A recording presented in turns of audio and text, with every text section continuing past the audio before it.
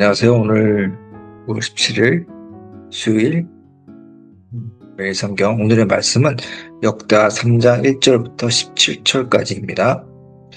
솔로몬은 예루살렘 모리아산에 주님의 성전을 짓기 시작하였다. 그곳은 주님께서 그의 아버지 다윗에게 나타나셨던 곳이다.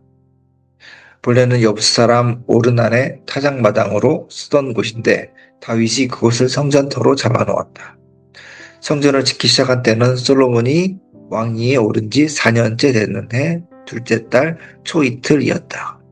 솔로몬이 짓는 하나님의 성전의 규모는 다음과 같다. 옛날에 쓰던 자로 성전의 길이가 60자, 너비가 20자이다. 성전화 평관은 길이가 성전의 너비와 같이 20자이고 높이는 120자인데 현관 앞벽은 순금으로 입혔다. 솔로몬 또 본당 앞벽에 잣나무 판자를 대고 순금을 입히고 그 위에 종려나무 가지와 사슬 모양을 새겼다. 그는 보석으로 성전을 꾸며서 화려하게 하였는데 그 금은 바로 와임에서 들어온 금이다. 그는 성전 안에 들보와 문지방과 벽과 문짝에 금박을 입히고 벽에는 그룹들을 아로새겼다. 그는 또 지성소를 지었다. 그 길이는 성전의 너비와 같이 20자이고 너비도 20자이다. 600달란트의 순금 금박을 내부에 입혔다. 옷의 무게만 하여도 금 50세겔이 나갔다. 다락에 있는 방들도 금으로 입혔다. 그는 지성소 안에 2개의 그룹 형상을 만들어 놓고 금으로 입혔다. 두 그룹의 날개를 편 길이를 서로 연결시키면 20자이다. 첫째 그룹의 한쪽 날개 길이는 5자인데 그 끝이 성전벽에 닿고 다른 쪽 날개 역시 그 길이가 5자인데 그것은 다른 그룹의 날개에 닿았다. 둘째 그룹의 한쪽 날개 길이 역시 5자인데 그 끝이 성전벽에 닿고 다른 쪽 날개 역시 그 길이가 5자인데 그것은 첫 번째 그룹의 날개에 닿았다. 이 그룹들이 날개를 편 길이를 서로 연결시키면 20자이다. 그룹들은 성전 본관 쪽을 바라보고 서 있었다. 그는 또 성색 실과 자주색 실과 홍색 실과 가는 배로 휘장을 짜고 그 위에 그룹들의 모양을 수놓았다. 성전 앞에는 높이 35자짜리 기둥들을 세우고 그것들을 흑대기에서 5자 높이의 기둥머리를 얹었다. 그는 또 목걸이 모양의 사슬을 만들어서 두 기둥 머리에 두르고 석류 모양 100개를 만들어서 그 사슬에 달았다. 이렇게 그는 성전 본관 앞에 두 기둥을 세웠는데 하나는 오른쪽에 다른 하나는 왼쪽에 새겼다. 오른쪽에 세운 것은 야긴이라고 부르고 왼쪽에 세운 것은 보아스라고 불렀다. 오늘 말씀은 솔로몬의 성전 건축에 대한 이야기입니다. 성전이 세워진 장소 또 성전 앞에 세워진 두 기둥이 야긴과 보아스에 대해서 말씀해 드리겠습니다. 먼저 왜 하필 모리아산에 성전을 지었을까? 이 장소가 왜 이렇게 또 중요하게 언급되고 있을까?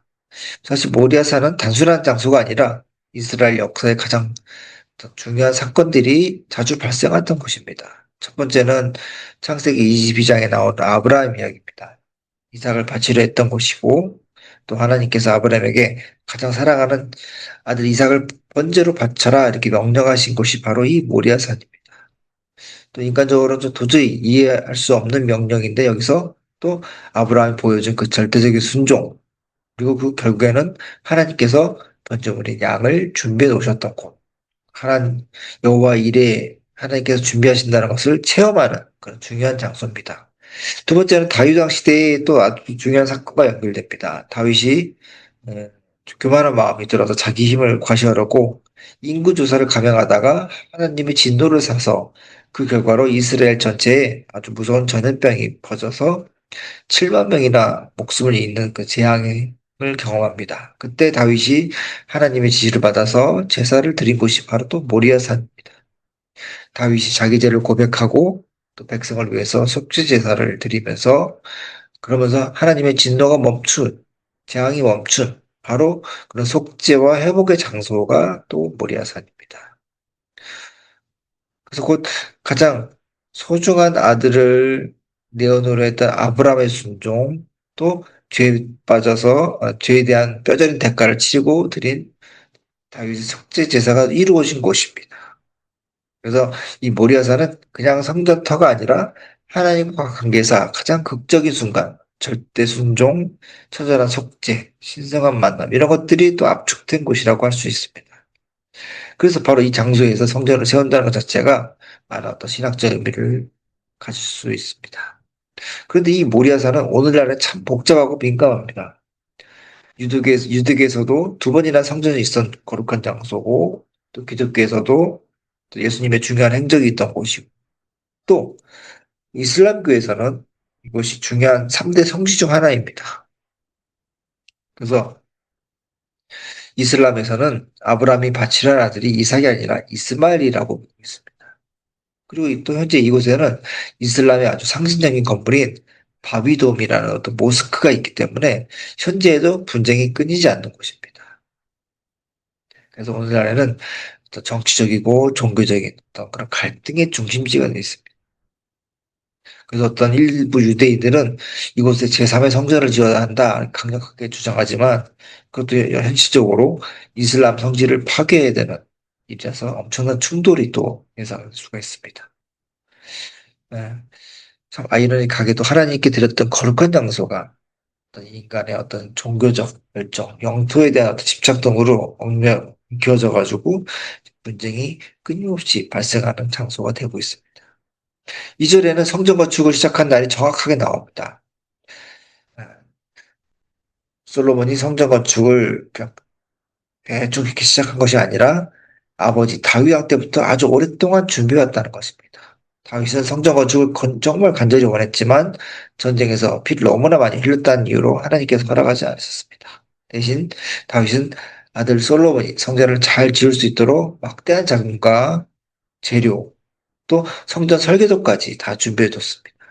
그리고 솔로몬 역시 왕이 된 후에 4년 동안 건축을 다 준비해 놓고 아주 철저하게, 세심하게 마쳤던 것입니다. 그래서 거의 2대에 걸쳐서 이렇게 준비된 사업이 곧 성전 건축입니다. 단순한 건물이 아니라 하나님을 향한 그 마음과 정성, 그 준비 자체가 어떤 이미 영적인 건축의 어떤 시작입니다. 물리적으로 땅 파기 전에 마음, 마음속에서 성전이 어떻게 보면 지어지고 있는 것이죠. 준비하는 마음가짐, 이것이 또 중요한 거라고 생각합니다. 또 3절에서 7절까지 보면 성전 크기와 재료 이것들이 나옵니다. 엄청난 크기와 또 재료들을 아낌없이 최고의 재료를 쏟아부어서 성전을 건축합니다. 사용된 금의 양이 또 엄청납니다. 금이라는 것게 고대에서도 왕권, 부, 변치 않는 가치 이런 걸 상징하는 최고의 재료였습니다. 또 신학적으로 보면 금은 또 영원하신 하나님의 변하지 않는 속성, 신성, 영광, 거룩함 이런 것들을 또 나타내는 것입니다. 성전 내부를 순금으로 덮음으로써 그곳에 계신 하나님의 어떤 변치 않는 영광을 또 시각적으로 표현하려고 하는 것입니다. 그렇지만 또 역사적으로 그 화려했던 성전이 나중에는 이스라엘의 불복종으로 인해서 바벨론이나 다른 민족에게 싹 다 약탈당한 그런 또 비극을 맞이합니다. 인간이 아무리 영원할 것처럼 화려하게 지어도 하나님의 공의 앞에서는 한순간 다 무너지는 것을 또 우리가 역사를 통해서 볼 수가 있습니다. 그렇지만 또 인간이 할 수 있는 어떤 최상의 경의와 영광을 하나님께 드리고 있던 그 마음, 그 마음이 또 느껴지고 또 하지만 그 화려함이 영원하지 않다는 것을 또 생각하게 됩니다. 또 그 다음에 성전에 어떤 거룩한 장소, 바로 지성소가 있습니다. 8절부터 14절까지 지성소에도 엄청난 금이 들어갑니다. 그리고 그 지성소 앞에는 휘장이 또 이야기가 나옵니다. 청색, 자색, 홍색 실으로 고운 배실로 휘장을 짜고 그 위에 또 그룹의 형상을 아주 정교하게 수놓았습니다. 이 휘장은 어떤 의미일까요? 휘장은 어떤 공간을 나누는 그런 커튼이 아닙니다. 죄인된 인간과 거룩하신 하나님 사이를 분리하는 어떤 그런 상징적인 곳입니다. 지성소 안에 하나님의 언약궤가 있고 또 너무나 거룩해서 대제사장조차도 1년에 딱 하루 대속죄일에만 또 이스라엘 백성의 죄를 속죄하기 위해서 딱 한 번 들어갈 수 있는 곳입니다. 그 외에는 아무도 그 휘장을 넘어서 지성소에 들어갈 수 없습니다. 감히 들어갈 수 없는 것이죠. 그렇지만 복음서에 보면 또 놀라운 기록 나옵니다. 예수님께서 십자가에 돌아가실 때 이 성전의 휘장이 위에서부터 아래로 쫙 두 조각으로 쫙 찢어졌다는 것입니다. 예수 그리스도의 대속적인 죽음을 통해서 하나님과 인간 사이를 막고 있는 그 죄의 장벽이 완전히 헐어졌다는 것을 보여주고 있습니다. 그래서 우리가 예수를 믿으면 담대하게 하나님 앞에 직접 나아갈 수 있다는 길이 열린 것입니다. 이것을 또 상징적으로 보여주는 것입니다.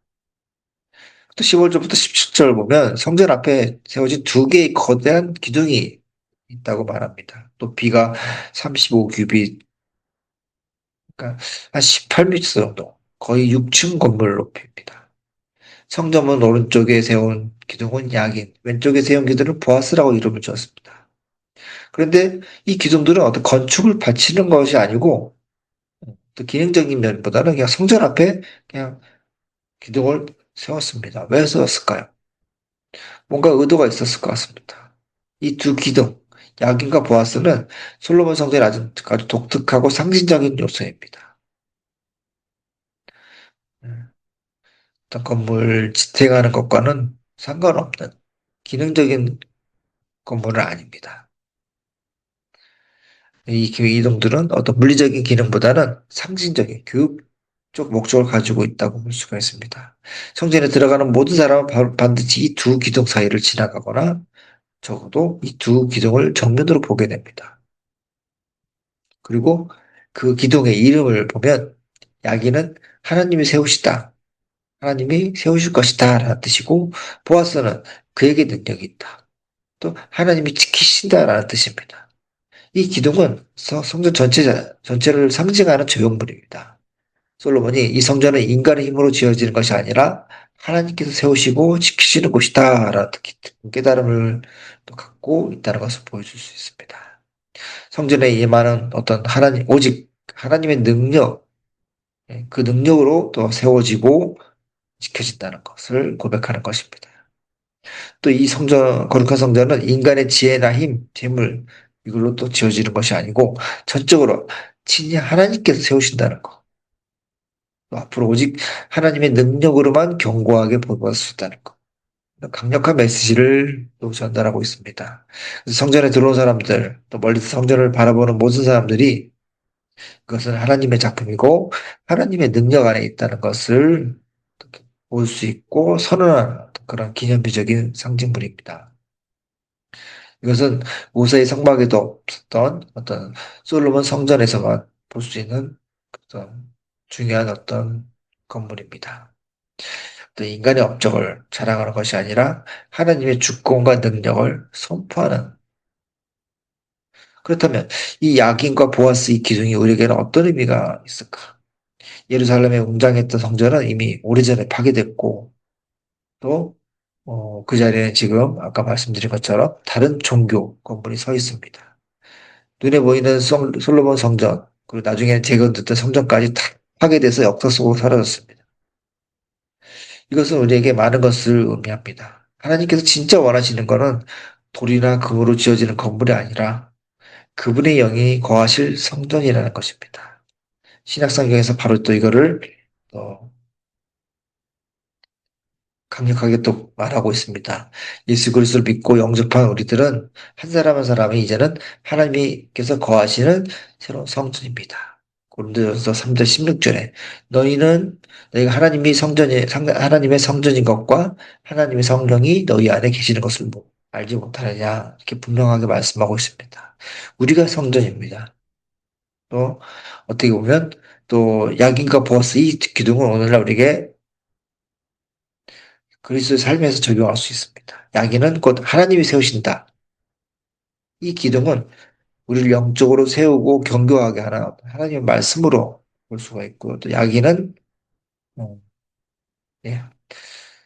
또 우리 믿음과 삶은 또 반석이신 하나님의 말씀 위에 세워져야 된다. 그래야만 흔들리지 않을 수 있다. 그리고 보아스는 하나님께 능력이 있다. 이 기둥은 우리 안에 역사하시면서 우리에게 지혜와 힘을 주시는 것은 또 성령의 능력이다. 보아스는 어떤 성령이라고 볼 수가 있어요. 그래서 우리는 우리 자신의 힘으로 사는 것이 아니라 우리 안에 계시는 성령의 능력에 의해서 살아간다는 것입니다. 그래서 오늘날 우리 각 사람은 하나님의 말씀이라는 약인 기둥과 또 성령의 능력이라는 보아스 기둥, 이 두 개의 기둥으로 우리가 살고 있다라고 말씀드릴 수 있습니다. 그래서 우리가 중요한 건 우리가 하나님의 성전이다라는 이 정체성을 분명히 알고 깨닫고 살아가는 것입니다. 과거의 어떤 화려했던 건물이 아니라 지금 내 안에, 우리 안에 또 말씀하시고 능력으로 함께 하시는 그 하나님을 경험하는 것이 또 제일 중요하다. 그것이 우리가 어떤 두 기둥, 야긴과 보아스 어떤 그런 증거가 될 수가 있습니다. 세상을 향해서 하나님이 계신다는 것을 보여주는 통로. 이것이 중요한 것입니다. 네. 솔로몬 어떤 성전 건축 이야기를 통해서 우리가 모리아산이라는 장소가 품은 그 의미, 또 야긴과 보아스 이 기둥이 상징하는 것들을 오늘 묵상을 통해서 깊이 생각해 보시길 바라겠습니다. 기도하시겠습니다. 하나님 아버지, 오늘 역대하 3장을 통해서 저희가 살아있는 성전이라는 것을 또 알게 하시고 빚어주심에 또 감사드립니다.